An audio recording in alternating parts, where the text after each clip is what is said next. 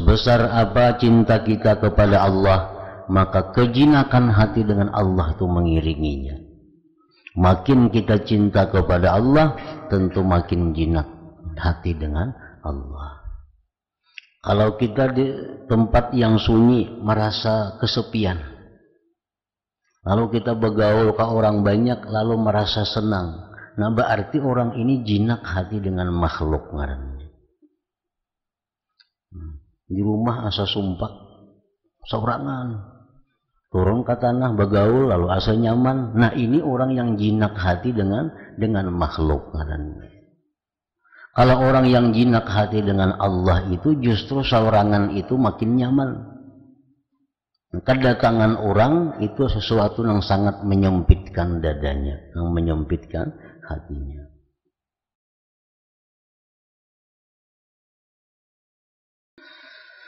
Makna kalam Imam Al-Ghazali rahimahullah wa nafa'ana bi'ulumih. Jikalau kamu bertanya, apakah tanda jinak hati dengan Allah itu? Apa tandanya orang yang hatinya jinak dengan Allah? Apa tandanya orang yang senang hatinya dengan Allah? Maka ketahuilah bahwa tandanya yang khusus adalah sempitnya dada daripada bergaul dengan makhluk.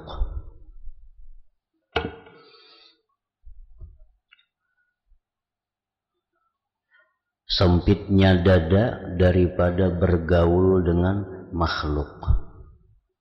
Artinya bergaul dengan makhluk itu inya merasa kada nyaman. Berkumpul-kumpul orang itu hatinya merasa kada nyaman. Nang nyaman tu menyaurangan. Nang nyaman tu nyaurangan sehingga hatinya itu kada terganggu dengan Allah Subhanahu wa ta'ala. Merasa bosan dengan mereka. Merasa bosan dengan mereka makhluk tadi. Dan membuta tuli dengan manisnya zikir kepada Allah Subhanahu wa ta'ala. Nah itu tanda yang khusus orang yang jinak dengan Allah. Sehingga apapun masalah yang dihadapinya, inya paling senang hanya mengadukannya kepada Allah. Inya kada suka apa-apa yang dihadapinya itu mengadukan kepada makhluk. Karena makhluk kada akan menyelesaikan masalah, bahkan menambah berat masalah. Kalau kita ada masalah, kita aduakan lawan makhluk, membanyaki masalah, timbul masalah-masalah lain. Nah tapi kalau kita ada punya masalah, kita hanya mengadukannya kepada Allah, nah Allah akan menyelesaikan masalah itu. Jadi orang-orang yang hatinya jinak dengan Allah, itu inya paling ketujuh menyendiri. Paling ketujuh menyendiri. Kada suka bergaul dengan makhluk. Maka jika ia bergaul, andai kata bergaul juga karena ada tuntutan syariat, seperti mengikuti pengajian ilmu, terpaksa bergaul. Seperti menghadiri sembahyang berjamaah, nah terpaksa inya bergaul. Menghadiri sembahyang Jumat, terpaksa bergaul. Mengantar jenazah, mengilangi orang garing, nah terpaksa bergaul karena tuntutan syariat. Jadi andai kata ia bergaul, maka ia itu seperti orang yang sendirian dalam jamaah ramai. Nah, walaupun inya bergaul, tetapi hatinya tetap merasa sendiri. Walaupun inya berada di tengah keramaian, inya tetap merasa sendiri. Seperti berkumpul dalam kesepian, seperti berkumpul dengan makhluk tapi dalam kesepian hati dari makhluk. Bujurainya berkumpul dengan makhluk tapi hatinya itu sepi daripada makhluk itu. Asing di kampung sendiri. Di kampung sendiri merasa dalam musafir, merasa hadir dalam ketidakhadiran. Artinya merasa hadir hatinya bersama Allah dalam ketidakhadiran dengan makhluk. Merasa ketidakhadiran dengan makhluk dalam kehadiran bersama Allah. Bercampur dengan badan, merasa sendirian dengan hati. Tenggelam dengan manisnya zikir. Nah, itulah orang-orang yang hatinya sudah jinak dengan Allah itu. Bila mana inya kadada tuntutan syariat, inya hakun menyendiri. Andai kata kadada tuntutan syariat untuk bergaul, maka inya hakun menyendiri. Karena dengan kesendiriannya itu, kejinakan hatinya kepada Allah kada terusik, kada terganggu. Andai kata pun inya bergaul, inya merasa bahwa dirinya sendiri walaupun berada di tengah-tengah keramaian. Sebagaimana Sayyidina Ali karramallahu wajhah mengatakan pada menyipati mereka, Sayyidina Ali menjelaskan orang-orang yang jinak dengan Allah. Mereka adalah kaum yang diserang oleh ilmu akan hakikat perkara. Artinya, orang yang jinak hatinya itu adalah orang yang sudah mengetahui akan hakikat perkara. Kan hakikat perkara itu salah satu di antara tiga. Satu, hakikat perkara itu la fa'ila illallah, tidak ada yang bisa berbuat selain Allah. La hayya illallah, tidak ada yang hidup kecuali Allah. La mawjuda illallah, tidak ada yang ada sebenarnya hanya Allah. Nah, itu hakikat perkara. Orang-orang yang jinak hatinya itu, mereka sudah merasakan hakikat perkara itu. Jadi walaupun inya bergaul di tengah orang banyak, inya tetap merasa sendiri dengan Allah. Lalu mereka menguasainya dengan jiwa keyakinan.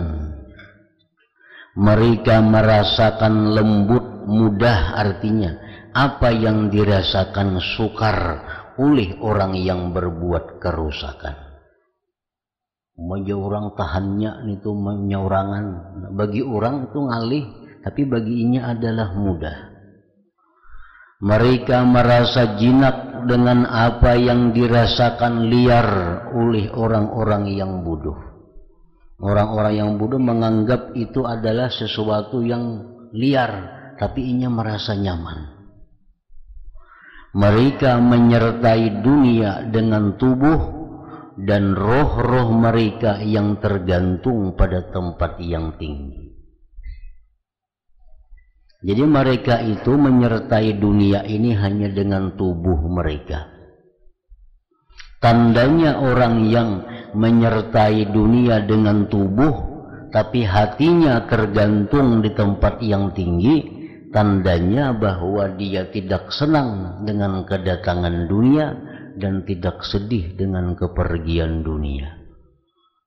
Dia tidak merasa beruntung karena datangnya dunia, dia tidak merasa rugi dengan kehilangan dunia. Itu tandanya orang yang hanya tubuh dalam dunia tapi hatinya sudah bergantung kepada Allah. Mereka itulah khalifah Allah di buminya dan yang berdakwah kepada agamanya. Maka inilah makna kejinakan hati kepada Allah, dan inilah dalil-dalilnya. Jadi orang yang jinak hati kepada Allah itu hanya Allah yang jadi pandangannya, hanya Allah yang jadi perhatiannya. Pokoknya selama inya kada melanggar hukum Allah, selama inya masih di dalam jalan taat kepada Allah, inya kada peduli orang lain. Jadi orang kada baik ke itu, tapi hukum Allah madahakan baik. Nah itu yang dilaksanakannya.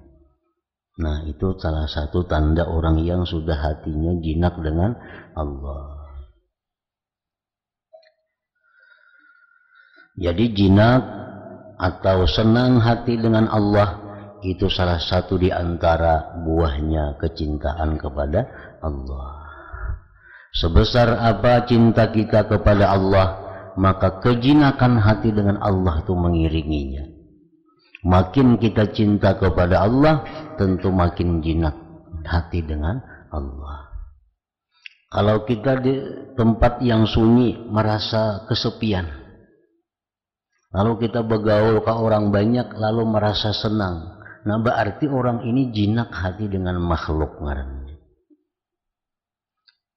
Di rumah asa sumpah seorangan, turun ke tanah bergaul lalu asa nyaman. Nah ini orang yang jinak hati dengan makhluk ngarannya. Kalau orang yang jinak hati dengan Allah itu justru seorangan itu makin nyaman. Kedatangan orang itu sesuatu yang sangat menyempitkan dadanya, yang menyempitkan hatinya. Jadi orang yang jinak hati lawan Allah tuh kada ada istilahnya kesepian, kesunyian, kada ada. Karena Allah selalu ada. Allah kada mau kada ada.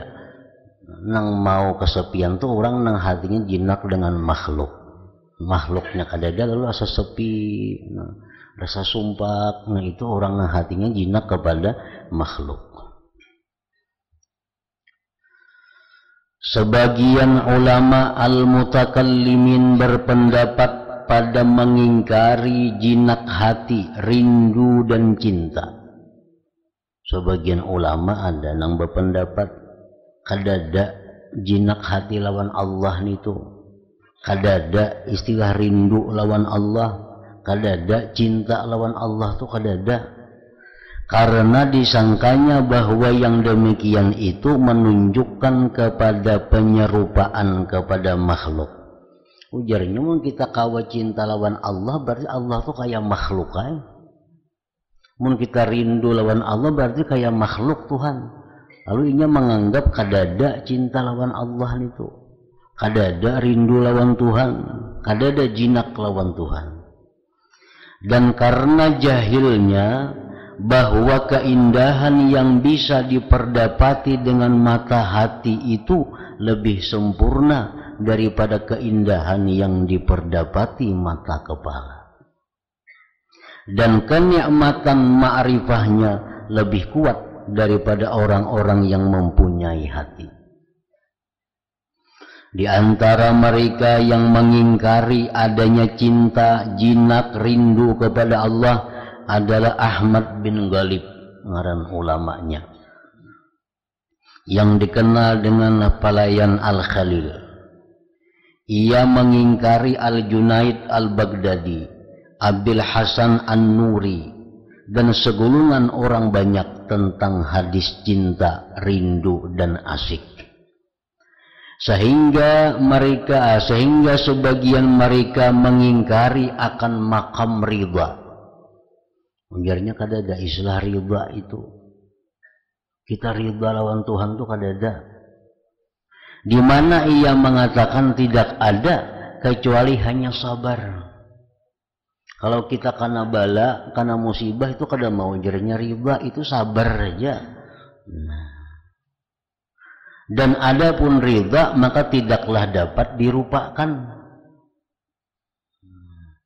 Nah semua ini adalah perkataan yang kurang lagi singkat, yang tidak mengetahui dari makam-makam agama, kecuali atas kulitnya saja.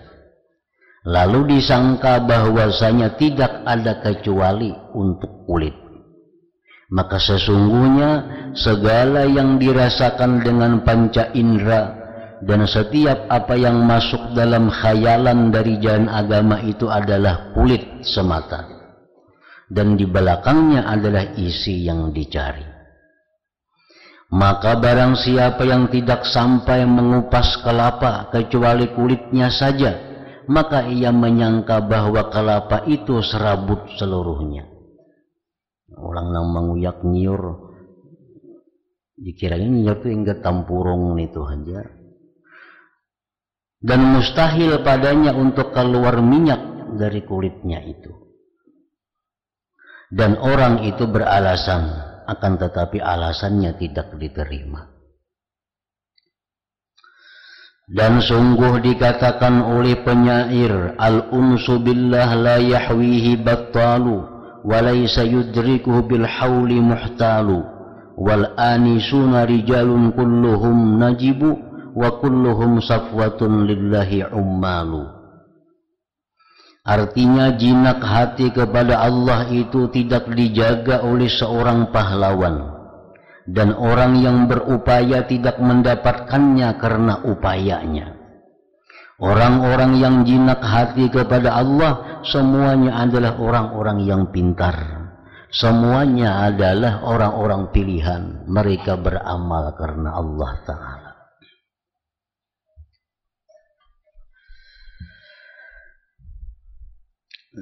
Penjelasan makna imbisat dan al-idlal yang dihasilkan oleh kuatnya kesenangan hati, al-uns. Jadi cinta kepada Allah itu membuahkan jinak dengan Allah. Jinak kepada Allah itu akan membuahkan imbisat dan idlal.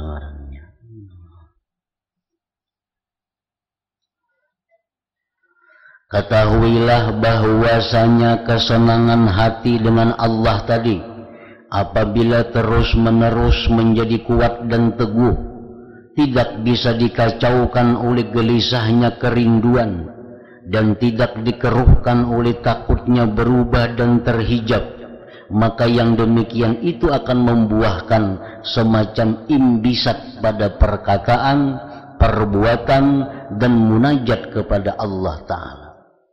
Orang yang sudah jinak lawan Allah ini kadang-kadang perkataannya itu kada sopan lagi lawan Allah. Orang yang sudah jinak hati lawan Allah itu kadang-kadang tingkah lakunya kada sopan lagi lawan Allah. Nah, kayak orang misal hendak balaki bebini. Nah, sementara belum laki jadi bini, semuaan itu adalah ada tata kerama. Kada sembarangan berkata-kata, kada sembarangan itu ini, menjaga tata kerama. Tapi kalau sudah orang jadi laki bini, itu kada lagi tata keramanya. Karena sudah saking jinaknya hati antara satu dengan yang lainnya. Nah, demikian pula orang nang jinak itu kepada Allah, maka tingkah lakunya pun kadang-kadang kada teratur lagi dengan tata kerama. Karena saking akrabnya lawan Allah, saking manjanya lawan Allah, sehingga kada bertata kerama lagi lawan Allah. Dan itu dimaklumi. Dan itu disukai oleh Allah. Apabila kita sudah sampai kepada tingkatan al-unsu billah ini, jinak dengan Allah, sudah saking manja lawan Allah Ta'ala. Dan terkadang ia diingkari bentuknya, karena padanya daripada keberanian dan kurangnya haibah. Nah, orang-orang yang belum sampai ke makam al-unsu billah kadang-kadang mengingkari tingkah laku mereka. Kadang-kadang mereka menganggap bahwa orang-orang itu sudah kada beadab lagi lawan Allah. Padahal karena mereka belum sampai kepada kedudukan itu.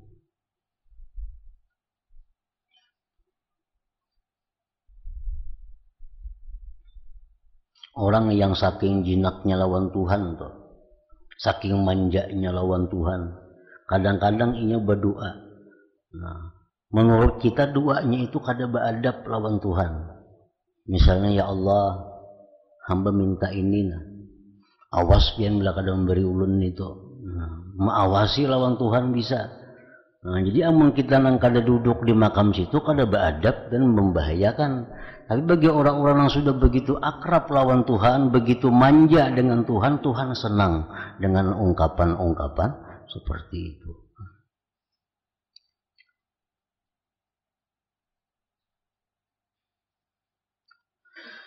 Tetapi itu mungkin daripada orang yang ditempatkan pada maqamul uns, pada makam yang jinak dengan Allah. Dan orang yang tidak dinampakkan pada makam yang demikian, dan ia menyerupai dengan mereka pada perbuatan dan perkataan, niscaya ia binasa dengan sebab yang demikian dan hampir-hampir dalam kekufuran. Nang kada duduk di makam situ, jangan coba-coba menuruti doa orang nang di makam itu. Bisa jadi kafir, bisa jadi tambah marah Allah kepadanya.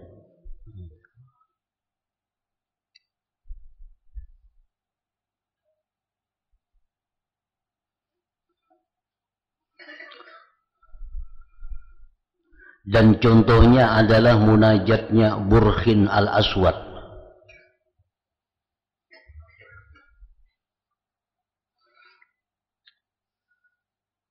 Di mana Nabi Musa kalimullah alaihi salam disuruh meminta kepada Burh untuk memintakan hujan untuk Bani Israel. Sesudah mereka tertimpa kemarau selama 7 tahun kada saling hujanan, Nabi Musa alaihissalam keluar untuk mengerjakan salat istisqa, minta hujan untuk mereka dengan berjumlah 70.000 orang. Nabi Musa ke lapangan membawa umat 70.000 orang untuk sembahyang minta hujan. Maka Allah Azza wa Jalla mewahyukan kepada Nabi Musa alaihissalam, bagaimana aku mengabulkan doa mereka, di mana mereka telah digelapkan oleh dosa-dosa mereka. Kayak apa gitu Tuhan, aku nak ngabulakan, nak memberi hujan, mun hati-hatinya itu gelap, hati mereka itu jahat. Mereka berdoa kepadaku dengan tidak yakin, dan mereka merasa aman dari tipu dayaku. Kada akan aku kabulkan doanya, anjir Tuhan. Kada akan kuturunkan hujan kalau mereka itu berdoa kepadaku. Nah, makanya dalam fikih kalau hendak sembahyang istisqa itu diumumkan terlebih dahulu, disuruh puasa beberapa hari. Nah, disuruh tubat, masyarakat nih tubat semuaan, diadakan tubat-tubat di kampung-kampung. Di mana kezaliman itu dihalalkan. Nah, ada kezaliman dikembalikan kepada ahlinya.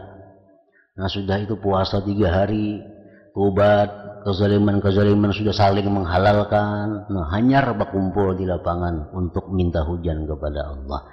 Nah, supaya yang minta ini bujur-bujur orang yang sudah bersih.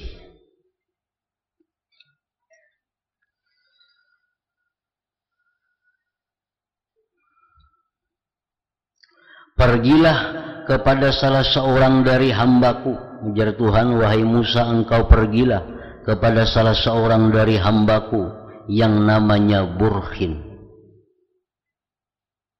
Maka katakanlah kepadanya supaya ia keluar untuk melaksanakan salat istisqa. Kiau juga si Burkhin itu, supaya umpat sembahyang istisqa, supaya ikut sembahyang minta hujan, sehingga aku mengabulkan doanya. Kayaknya gitu kan, ini berdoa, nah doanya aku kabulkan. Maka Nabi Musa bertanya-tanya tentang Burkhin, dicari mana ada di negeri ini orang nangarannya Burkhin al-Aswad itu. Maka ia tidak dikenal, orang kan yang tahunya. Maka pada suatu hari Nabi Musa berjalan di suatu jalan, tiba-tiba seorang hamba hitam telah berada di hadapannya. Di antara dua matanya berdebu dari bekas sujud, dan di lehernya diikat dengan kain selimut. Maka Nabi Musa alaihissalam mengenalnya dengan nur Allah azza wa jalla. Maka Nabi Musa memberi salam kepadanya dan beliau bertanya, siapakah namamu? Hamba hitam itu menjawab, namaku Burhin. Nabi Musa seraya berkata, jadi kamu ini yang kami cari-cari semenjak beberapa waktu. Keluarlah, ujar Nabi Musa, dan mintakanlah hujan untuk kami. Maka ia pun keluar dan mengucapkan di dalam doanya. Doanya si Burhin ini, munajatnya Burhin. Isi doanya itu, bukankah semua ini dari perbuatanmu ya Allah? Bukankah semua ini dari kesantunanmu ya Allah? Kiranya apakah yang tampak bagimu? Adakah kurang atasmu mata airmu? Ataukah angin yang melawan pada perintahmu? Ataukah telah habis apa yang ada padamu? Ataukah karena bersangatannya kemarahanmu atas orang-orang yang berdosa? Bukankah engkau maha pengampun sebelum engkau menciptakan orang-orang yang berbuat kesalahan? Telah engkau ciptakan rahmat dan engkau menyuruh dengan kasih sayang. Ataukah engkau perlihatkan kepada kami bahwasanya engkau enggan? Ataukah engkau khawatir akan luput waktu, maka engkau segerakan siksaan? Yang meriwayatkan ini berkata, maka senantiasa Burhun pada tempatnya, sehingga basahlah kaum Bani Israel dengan titisan air hujan. Artinya belum tuntung lagi Burhun tadi berdoa, sudah hujan hari. Nah, karena Burhun ini dalam munajatnya itu mengeritik Allah. Ya Allah, habis teh ikan banyu. Jadi hujan ini orang nih. Atau angin kan melawan ada, kada aku membawa ke sini awan.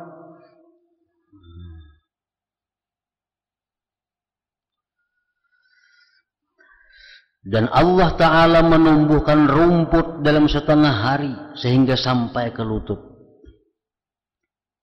Orang yang meriwayatkan ini berkata, maka kembalilah Burhun tadi. Muliknya. Sudah hujan hari. Lalu ia dijemput oleh Nabi Musa alaihissalam. Burhun bertanya, bagaimana kamu melihat ketika saya mengadu kepada Tuhanku? Ujar Burhun, kayak apa wahai Musa? Doa aku tadi lawan Tuhan kayak apa? Belum tuntung aku sudah hujan hari aja Burhun. Bagaimana dia Tuhan menginsapkanku? Lalu Nabi Musa minta pengertian daripadanya. Kayak apa garang kan bisakah itu berdoa? Maka Allah mewahyukan kepada Musa, ujar Tuhan, sesungguhnya Burhun itu membuat aku tertawa setiap hari 3 kali, ujar Tuhan. Nah, doa semacam kayak Burhun ini kada kawa dituruti oleh orang yang belum sampai kepada kedudukan al-unsu billah, yang sudah bujur-bujur manja dan jinak kepada Allah Subhanahu wa ta'ala. Dari Al-Hasan ia berkata, rumah-rumah dari bambu di Basrah terbakar, kebakaran. Maka tertinggal satu rumah di tengah kota Basrah. Di tengah kota Basrah itu yang tidak terbakar. Nah, di tengah-tengah ada sebuah rumah yang kada terbakar. Dan Abu Musa ketika itu menjadi amir kota Basrah, gubernur kota Basrah. Maka diberitahukan hal yang demikian kepada Abu Musa. Ujar orang, wahai gubernur, tadi kebakaran. Sekalinya ada sebuah rumah panangahan lagi, kada disentuh api. Ada sebuah rumah.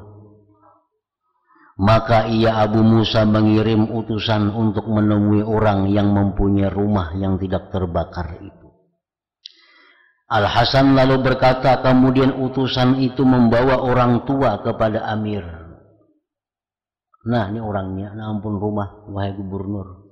Ini ampunnya, nang rumah ada kebakaran tuh sidin, ini ampunnya. Lalu Amir bertanya, wahai syekh, wahai orang tua, bagaimana kejadiannya rumahmu tidak terbakar? Apa ada amalannya kah, ada syaratnya kah, ada apanya? Maka rumah hikam itu ada kebakaran sedangkan sekelilingnya terbakar. Orang tua itu menjawab, aku bersumpah kepada Tuhanku Azza wa Jalla supaya dia tidak membakarnya. Aku sudah berjanji lawan Tuhan, jangan hendak membakar rumahku lah. Kemudian Abu Musa radhiyallahu anhu berkata, sesungguhnya saya mendengar Rasulullah sallallahu alaihi wasallam bersabda, yakunu fi ummati qaumun sya'ithatun ru'usuhum danisatun thiyabuhum law aqsamu 'ala Allah la abarrahum. Artinya ada pada umatku suatu kaum yang kusut rambutnya, yang kotor pakaiannya. Seandainya mereka bersumpah atas Allah, niscaya Allah mengabulkannya. Nah itu syekh para orang tua tadi, orang yang sudah hatinya begitu jinak dengan Allah subhanahu wa ta'ala. Al-Hasan berkata, telah terjadi kebakaran di Basrah. Kemudian datanglah Abu Ubaidah Al-Khawwas. Ia melangkahi api itu.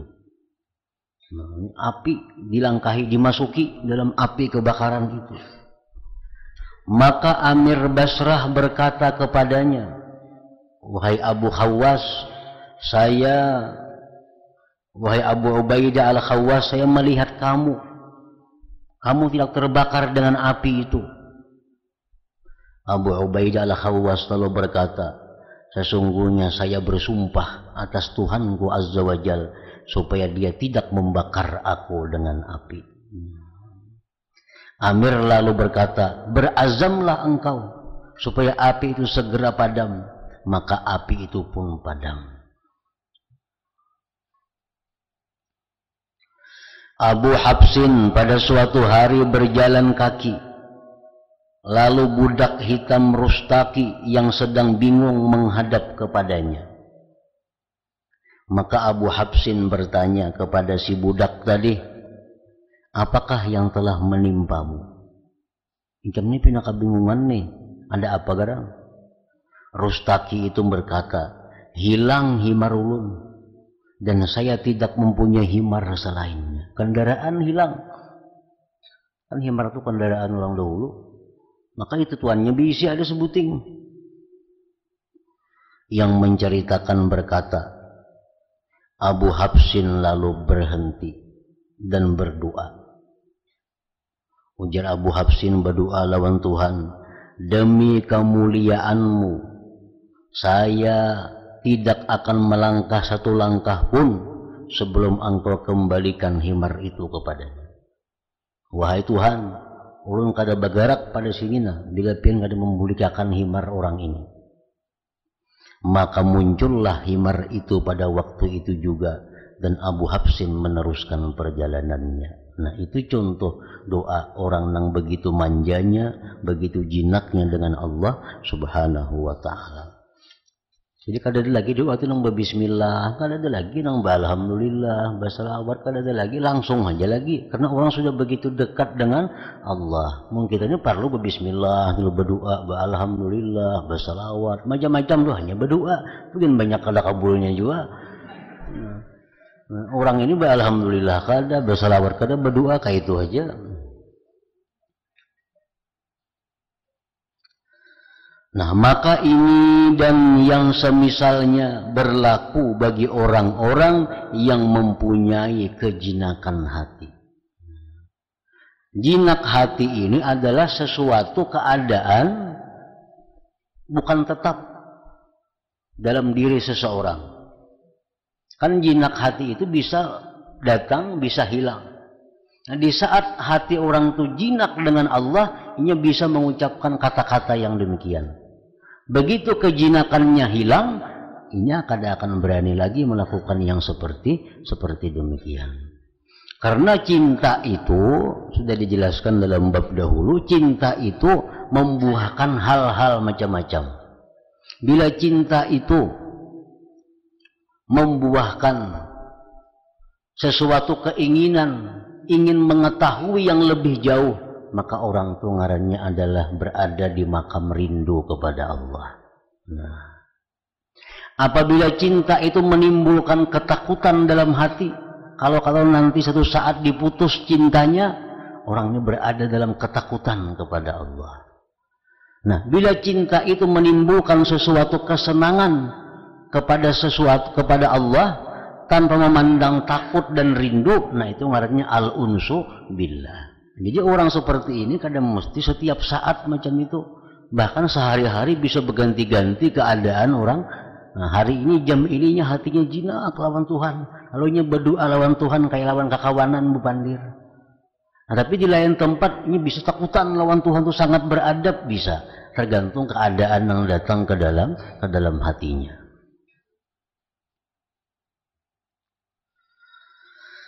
Maka ini yang semisalnya berlaku bagi orang-orang yang mempunyai kejinakan hati, dan tidaklah bagi orang lain ia bisa menyerupai dengan mereka. Nah, orang yang kada berada di makam itu kada bisa menyerupai seperti itu. Jadi artinya kejinakan lawan Tuhan ini kada betunggu baharianan lawan orang tuh kada.